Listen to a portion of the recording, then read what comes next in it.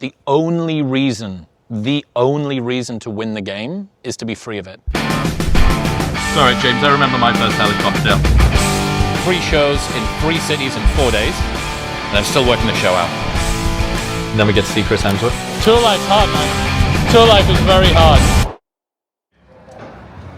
And right then, as you can see, 7:30 was the meet time. Got an airport to get to, tour to be on. No Dean, no Alex, no Chris. That just says they don't care. Stop it. I want to see that.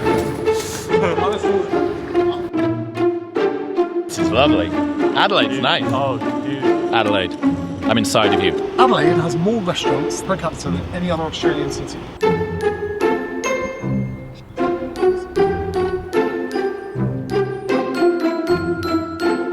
I don't know what to do with my hands. I just think we are Newtonicless today, which is a fantastic use case for the focused pouches. Arrived in Adelaide with no new tonic. What have you done? Changed a lot tonight.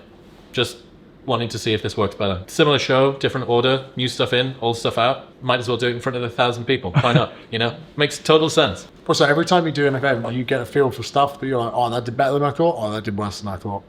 So you're always just course correcting. There's a principle that is the nucleus to Chris's live show, and it's a principle that will stay with people for a long time.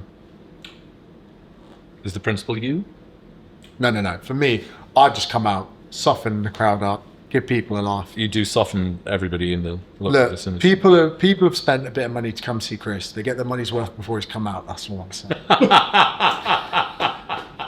We got 3 shows in 3 cities in 4 days. We got travel days in between each of them. And then we get to see Chris Hemsworth.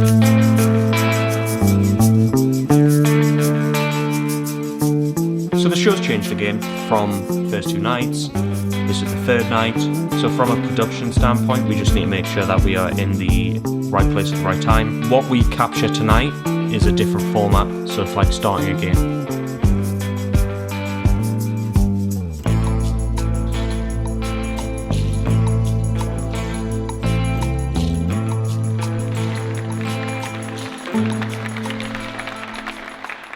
It's an age-old question, right? Like, how much am I supposed to burn the candle at both ends versus kind of optimize for longer term? But I do think that you can do both. I think that you can swing, not from like absolute hedonism, right? You don't need to be James Smith 2016, but you can do, okay, I'm going to say yes to more adventures. All of the adventuring and the things that you're going to do, they don't necessarily need to be bad for your health, right? Like, you can do things that actually make you feel more regulated and expand your ability to enjoy life. If nothing else, you won't regret the break, because it will teach you the very important lesson of what it's like to not always be working. By the way, this is the first time tonight is a completely new show. The same lessons, the same central thesis, but a completely new show to the one I've done for the last 2 nights. So you guys will get to see something fresh.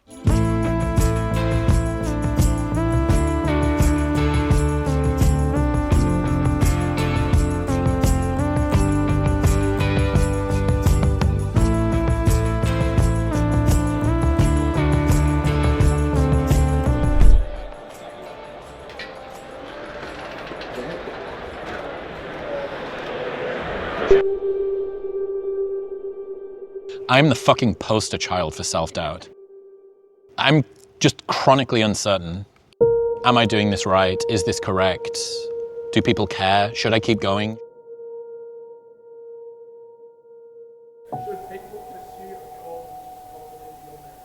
Should people pursue a goal which is probably beyond their reach? I mean, does that aim for the stars and if you miss, you'll land on the moon thing? I get the sense that if you constantly try and live in what's called the gap, not the gain, like how far you are from where you want to be as opposed to how far you have come, I don't think that it's the optimal way to motivate yourself. So, when it comes to should we set goals that are greater than those that we can achieve, you can do it for a while, eventually you'll run out of gas. You will know, oh shit, this isn't motivating me to go and do the thing anymore. Yes, it's setting my sights unbelievably high, but at least in my experience, my friends that have set their sights at a level where they actually allow themselves to fucking celebrate when it happens, their motivation keeps on going, right? You can posit an ideal. You compare yourself to the ideal. You find yourself lacking. Then you get to the ideal. and you fucking move it again. That is not the way that you motivate yourself. Yes, it's how you get from this lamppost to that lamppost to the next one when you're running a marathon. But if you only had a sports coach that identified when you fucked up, I don't think that you'd be particularly motivated. I don't think that this is the way that goals should work either. So, can you set unrealistic, insanely high goals? Yes, you can. But eventually, you're going to have to feel like you arrive, or else you're just permanently going to be living in sort of successful misery. And that doesn't sound very fun. So I would advise against it. All right, Adelaide, thank you so fucking much for tonight. You guys absolutely rule. I love you all. It's the first time I've been here, and I can't wait to come back. For me and James, good night. I think you could probably just make the whole thing shorter as well. You changed a lot. I mean, probably fucking changed a lot. Yeah, a lot of changes, obviously, from last night to tonight. Did you prefer this night? Difficult to say. I think the start is nice, and the end, if I cut a little bit, is nice, because there's a little bit more, it's a bit more uplifting. I think what I need to do is just throw some more fucking videos throughout. Like, it's still very somber and serious. Alright, I think I've got it. I think I've worked out what I need to change. All right, we've landed in Perth. We have 18 hours here. Well, that's more sweet, so delicate. It used to be this dying breed. I got a bad feeling about this. I got a bad feeling about this. You kept still until the long drive home and slept safe and close to the window.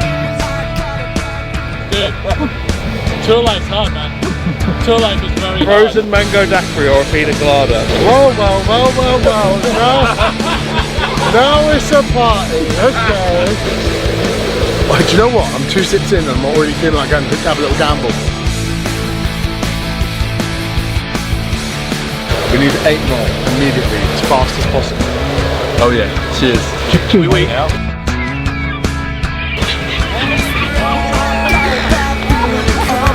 I got a bad feeling about this. You kept still until the long drive home. You slept safe and close to the window. I got a bad feeling about this. I got a bad feeling about this. Make sure you duck your head.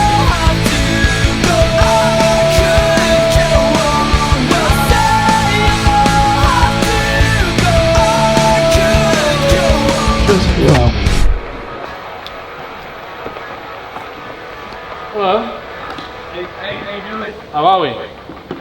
Fuck me, this is you're really on top of me. 2, 2, hey, 1, 2, 3, 4, 5, 6. So I watched this channel called Comedy Without Errors, and in it he talks about Minecraft, and this big bit, this whole video that he does about Minecraft. He talks about the more relaxed you hold the mic, the more relaxed you are as a performer. I noticed last night there was a point where I was fucking death gripping this thing. It's like, hey, why don't we calm down? And then we can, yep, exactly, going to Texas by Big X the Plug.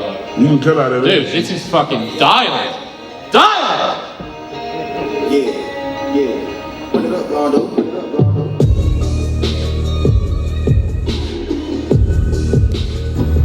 Unreal.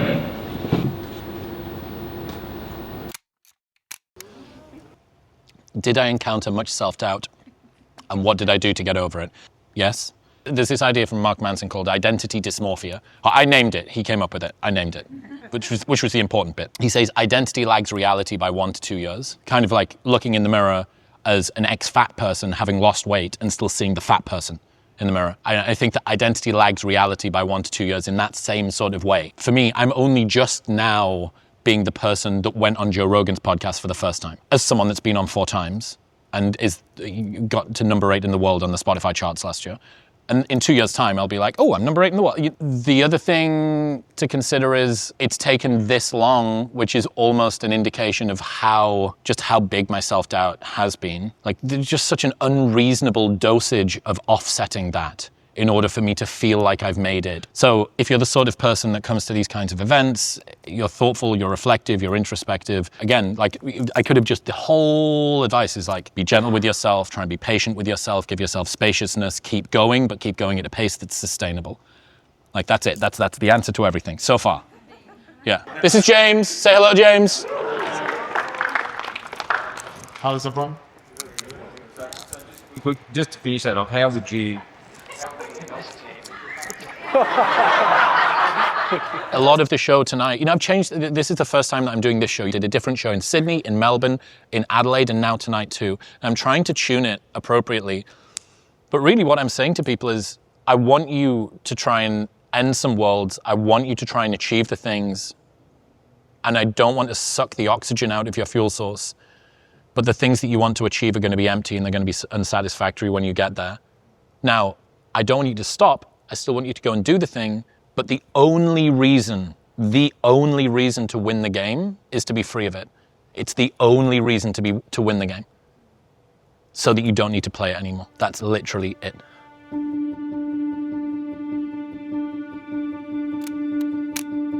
What do we got here, sir? Booze. Chris gave me a mango daiquiri earlier, and now let's get lit. There is a serious chance of slurring tonight. Smells a little How's the boozy. tour going? Yeah, Chris is hiccuping. And then, don't wait. Yeah, you man. Q&A, hold on 1 sec. Before you which side is Stu on? This side. I'm feeling a bit drunk, I don't know which side to go to.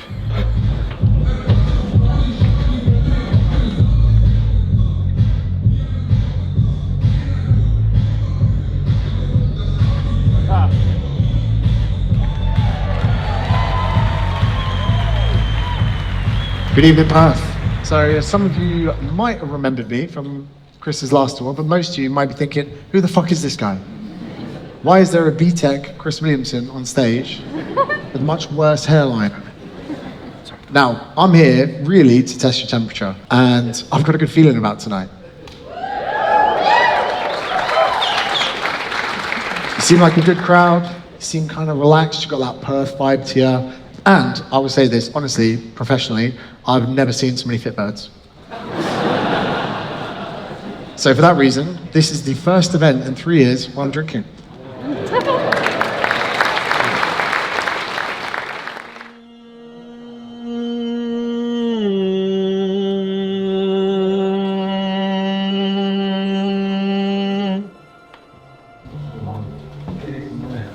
Absolutely no idea when he's done with his set. Absolutely no idea.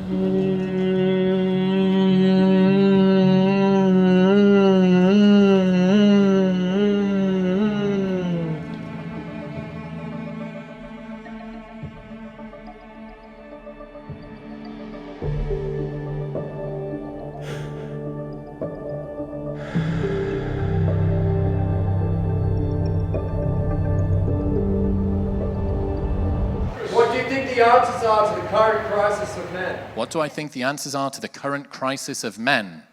Is Hustlers University an answer? I don't know whether you've seen, but I had Louis Theroux on the podcast, and I managed to unite the feminists and the manosphere in agreeing for once. They realized that the worst part of the Louis Theroux documentary was him coming on my podcast. Both sides had a massive problem with what I'd said, despite the fact that they fundamentally disagree with each other. And I think that just explains how perverted the conversations got, that both extremes don't represent most people in the bell curve of the middle. It seems to me that there is a huge cohort of people who are appearing to do good while actually doing bad, and I have no fucking desire to be associated with any of them. The only time that you ever get this much flack is when you're directly over the target, so I'm not going to stop talking about it, no matter what people say. Experience of your life. Oh, fucking hell. What's the most profound experience of my life? The first time I got a blowjob, it made my ears ring. Chasing the dragon ever since.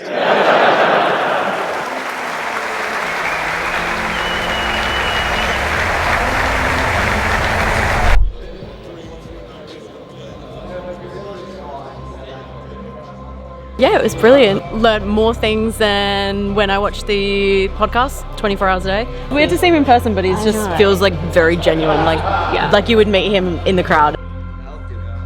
Mate, I'm ready for the fucking casino, mate. Dude. Yes. Thanks for shining a light on the struggles of men and boys, bro. You've been my hero for like 5 years, man. My life since I was like 17. The fact that you're listening to this shit at your age is like, I just fucking wish that I had changed this. my whole life. The only reason why I have such a high quality relationship with my partner is because of you. Why I got young mentors when I didn't have a father figure was because of you. And you just, I'm so ever proud since of you. when I was in high school, I felt so lost. It was your podcast, and I'm so proud of you, man. No, thank you for being you. I loved it. It was a mix of humour as well as like getting to the point. I found that he definitely was like working the room really well. It was awesome. There's everything that we've absorbed over the years and it's pushed into one very, very concise thing. It makes you think hard. The cutting of humour through helps a lot with that because you get in deep in with things as well. But stopping to like pull back to laugh for a second before going through like thinking about whatever deep life thing from there, and it's just like it's a good balance with that, I think. Thank you for everything. I got you, man. I got you. Keep going. Thank you so much for having such a profound effect on my life over the past few years. It's been amazing. Yeah, I'm 18 and you've helped me so much. I just want to be quick. You just made me feel less alone, and that's the greatest gift.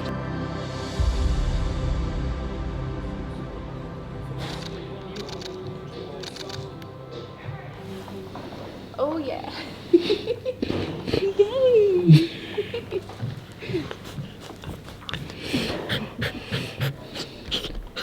So beautiful. I got waters, new tonics. Yeah, waters, new tonics are in the cup. Let's do that. I'm going to take this to the casino. This, casino. Gaff with a casino. How you feeling? Good. The show went well. Very well. You seemed very relaxed.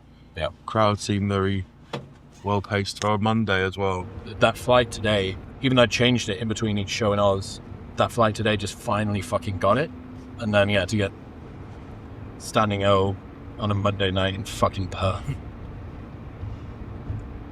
I knew that there was something up with it, I just didn't know what it was. I'm really glad that I didn't let up on keeping on changing it. It's nice to have finally got that flow right. I feel really good. Well, I feel really good. you'll still want to change stuff tomorrow, you fuck. There's still more to change. All right. Pussy German road. I love that you know the fucking lyrics. The merch, when we fuck. When we fuck pussy. It looks like Chris. When we fuck pussy, Pussy German road. Show me your seat. I'll pop down to 5. Dude, I'm fucked. I'm so tired. I love it.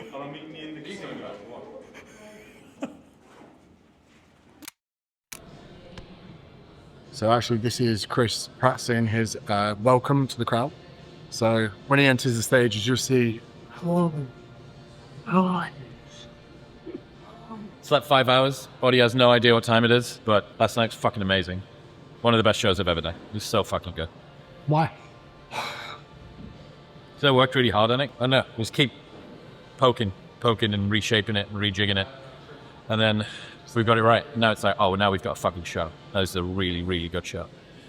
So, given that people liked the first 3, and then last night felt like another step up, like, pretty good sign. Been in Perth for 18 hours. Another 4.5 hour flight, 5 hour flight back to Brisbane. Whoa! Day 700 of tour. Everybody hates each other. Go fuck yourself. Rather than moaning to Chris's face, I'm just finding more ways to rack up hotel room bills. I had the best massage of my life the other day. And then today I took a few alcoholic beverages out the minibar, put them down the sink. Just fill up the bath with Johnny Walker Black Label and leave the empty bottles in the room. I do appreciate the fact that you don't let anyone off the hook with being late. I do appreciate it. Keeps us all disciplined. It's good. Sorry. Speaking to Chris Hemsworth, I was organising the helicopter trip that I've got you to go to on Thursday.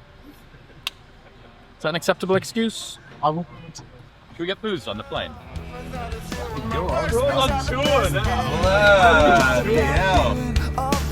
What's up with you today? I'm sensing morale low. But it never was enough. I thought of you and my worst brings out the best in. I got a bad feeling about this. I got a bad feeling about it. Coming over, but it never was enough. I thought of you and my worst brings out the best in. I got a bad feeling about this. I got a bad feeling about it. Hey, you, come here. Come here. Fucking sick of carrying the morale of this team. I'm absolutely sick of it. Biggest load of shit I've ever heard. I kept on ordering more and more sparkling wine. Every time that Luke woke up, there was another glass of sparkling wine. For him? Yeah. Coming over, but it never was enough. I thought of you and my worst brings out the best in. I got a bad feeling about this. I got a bad feeling about this. Well, where's the fucking thing? It's on the other side. James. Yeah, I'm doing it. You haven't done 7. How do I leave? Help me! Morale is low. We don't speak English. Right. Oh no! You dog. You fucking dog. Oh, last one to get the dicks out, okay? Oh! Get out, everyone out. Evacuate.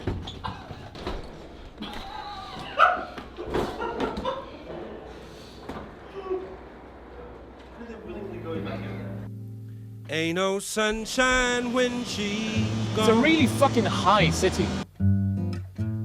It's not warm when she's Absolutely. away. Right, thank you. You're a legend.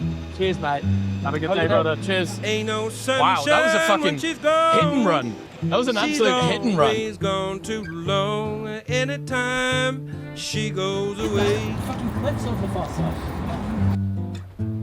Wonder this time where she's gone. Mate, this place rules. So good. Wonder Unreal. if she's Sweet, beautiful gonna creature. stay. Hello.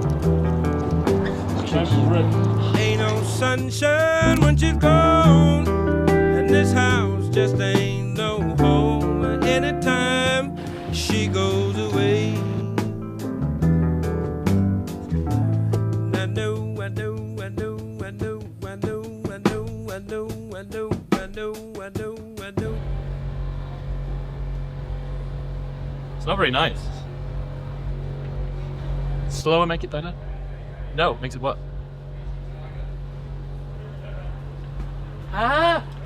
No, this was the first city that we were at last time. We landed in Brisbane 2 years ago, and all we did was live here.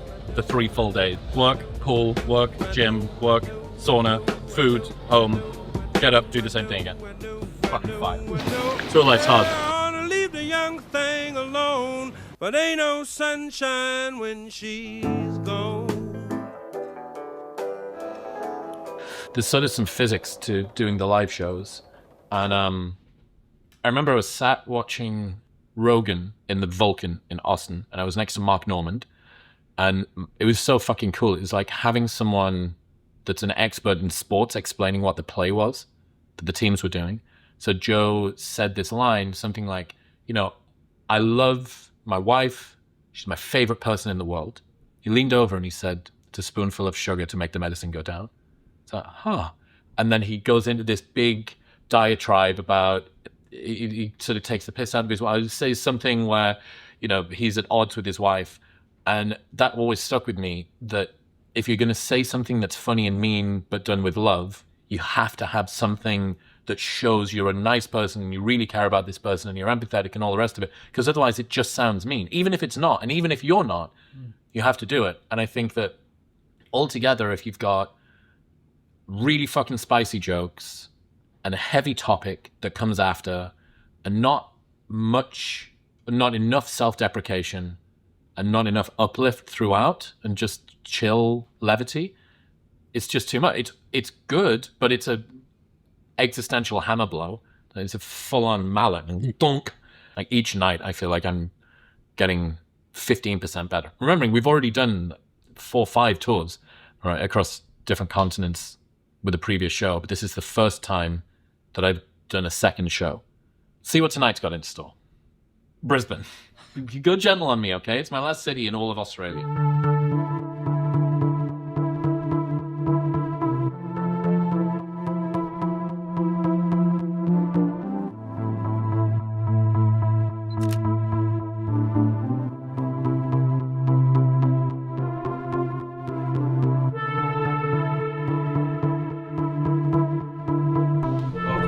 This is what a real man looks like, alright?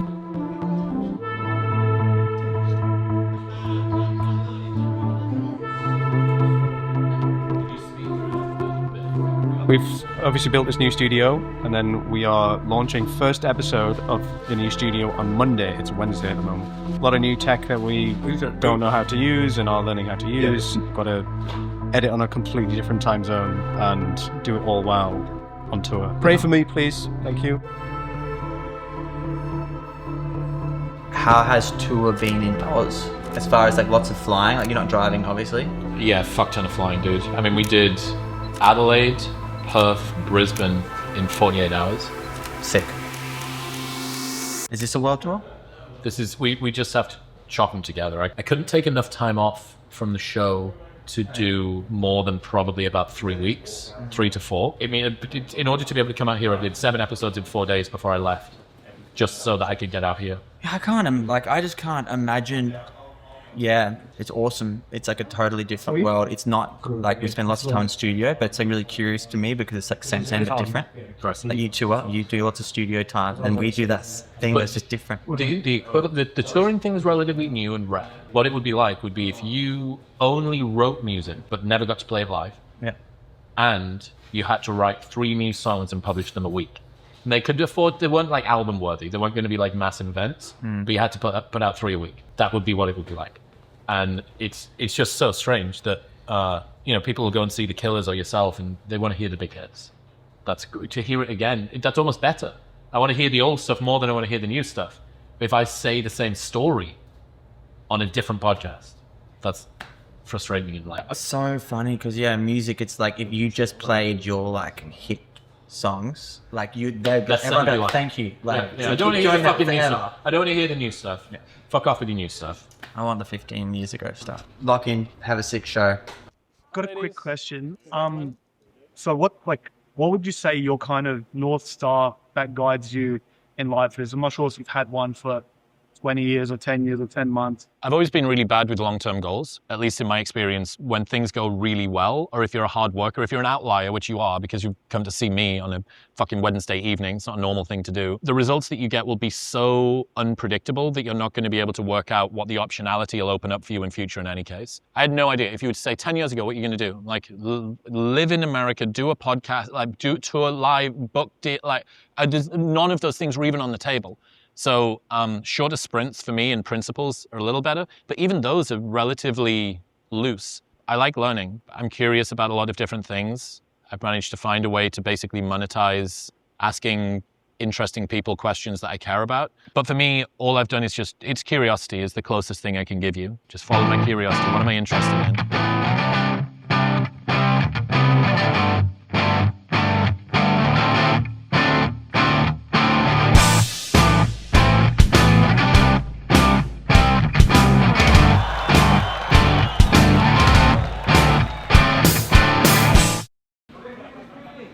Connecting with feelings. Where are you from, sir? Take a guess. Can I phone a friend? I'm terrified of doing whatever the equivalent of misgendering is, but for race. As a guy, especially, speaking as a man, I always want to say that. There is not much room for guys to connect with their emotions. I think that there is a fucking awesome revolution sitting below whatever that surface thing happening on the internet is. I get the sense that most of the guys that are in the room tonight are a part of the deeper thoughts than the shallow ones. The problem is that the world doesn't really reward you for connecting with your emotions. You can't flex it anywhere. And in order for you to go from where you are now, which is probably a super competent, active, high agency, self-determining person, to embrace your feelings, what is an evolution into a better version of you, feels like a devolution. Back to the version of you that you used to be, where you were taken advantage of by your emotions. Then you learn to suppress them, work hard, push through, don't listen to it, chocolate willing, favorite cookies. And then you have to try and undo all of that, keep the hard work bit, and feel the feeling bit. Cracking the fucking shell of whatever it is that most guys have got going on. Like, competent enough to get shit done, but deep enough to realize that they want to feel it. That requires it'd be like trying to do surgery on yourself. It's probably a bad idea and you should get an expert in. So, I would say do an intense retreat after you've done a little bit of self-work. You've probably done breathwork and meditation. You've done the level 0 stuff. I wouldn't jump to ayahuasca. I don't think that's how you go and do it. And I'm from Austin, Texas. That's like the fucking city of ayahuasca. Intense retreat and find some guys around you that want to go on the journey too. Like, you need dudes that when you are struggling and you open up about your emotions, they hold that space. Because if you've got, Australia's got the tall poppy syndrome thing, right? Like, the reflex desire of every British and Australian guy to go, gay. I actually think it's sort of gifted at birth. Genetically inherited. That's what school was. That's what a lot of your 20s was. But like, at some point, we're going to grow up, and that group of people are going to fall away. So you need to find a group of guys that can do that too.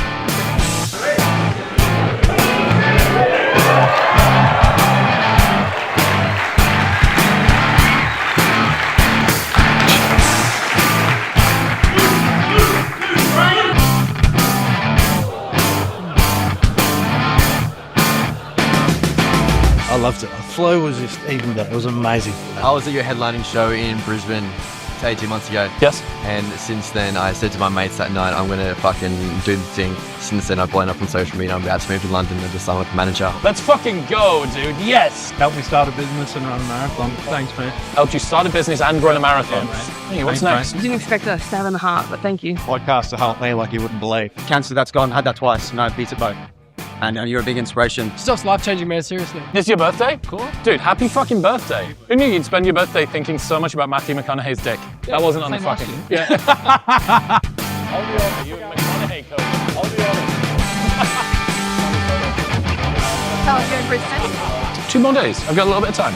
I'm going to fly up to Byron and hang with Chris Hemsworth tomorrow, so that'll be fun.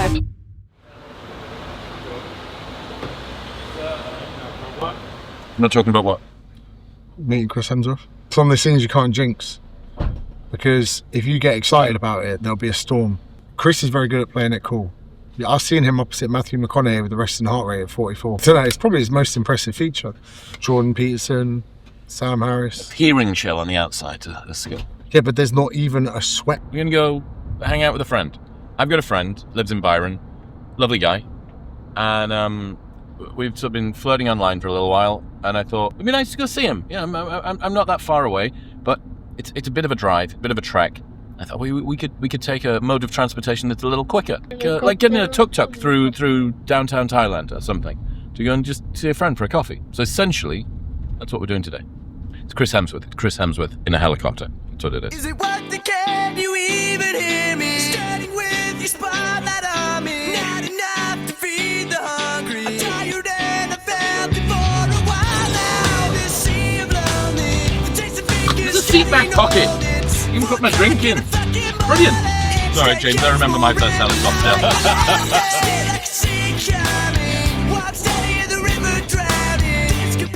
Chance to break out. This could be my chance to say goodbye. At last it's finally over. Couldn't take this down much longer. Half did what I planned to be. Now I'm ready to be free. So here I am. It's in my hand. Let us savor every moment.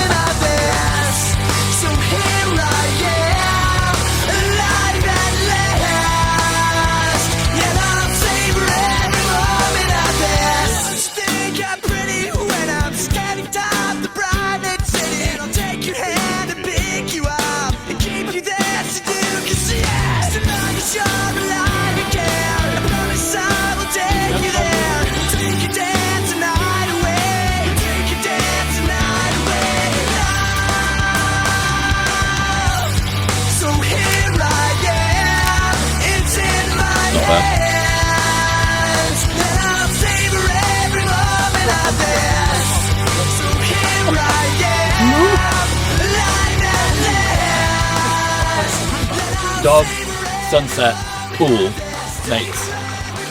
What else is there? I will be back. Right to there. Yeah. Back to tour.